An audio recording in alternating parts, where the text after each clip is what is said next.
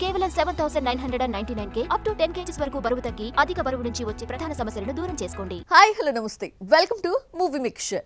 ఒకప్పుడు star hero అంటే హీరోగానే కనిపించాలి అనే లెక్క ఉండేది.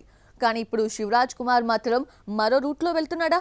ఒకవైపు పాన్ ఇండియా సినిమాల్లో కీ రోల్స్ పోషిస్తూనే మరోవైపు హీరోగా ప్రయోగాత్మక కథలను ఎంచుకుంటున్నాడా? అసలు శివరాజ్ కుమార్ స్ట్రాటజీ ఏంటి? ప్రెజెంట్ ఆయన చేతిలో ఉన్న సినిమాలు చూస్తే ఏం అర్థమవుతుందో ఇప్పుడు చూద్దాం. ఇటీవల శివరాజ్ కుమార్ కెరీర్లో కనిపిస్తున్న పెద్ద మార్పు స్టార్ హీరో ఇమేజ్కు పరిమితం కాకపోవడం. జైలర్లో కొన్ని నిమిషాల పాత్రే చేసినా గుర్తుండిపోయేలా ఇంపాక్ట్ క్రియేట్ చేశాడు. ఇప్పుడు జైలర్ 2లో అదే పాత్రను మరింత విస్తరించబోతున్నారు. మరోవైపు రామ్ చరణ్ పెద్దిలో గౌరీనాయుడు పాత్రలో కనిపించనున్నాడు.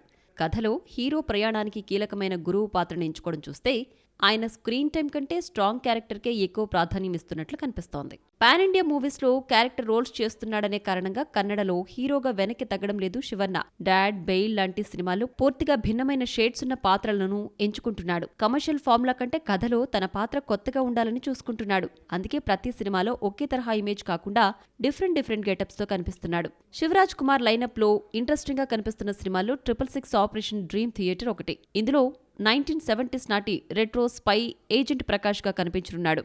మరోవైపు సిపిఐ నేత గుమ్మడి నర్సయ్య బయోపిక్లో పూర్తిగా భిన్నమైన ప్రజానాయకుడు పాత్ర పోషిస్తున్నాడు. ఒకే సమయంలో spy thriller, biopic, gangster drama ఇలా విభిన్న జాన్రాలను బ్యాలెన్స్ చేస్తూ బిజీ స్కెడ్యూల్ గడుపుతున్నాడు. చాలామంది స్టార్ హీరోలు తమ ఇమేజ్కు కట్టుబడి ఉంటారు. కానీ శివరాజ్ కుమార్ మాత్రం ఇప్పుడు ఇమేజ్ కంటే కథలను ఫాలో అవుతున్నట్లుగా కనిపిస్తున్నాడు.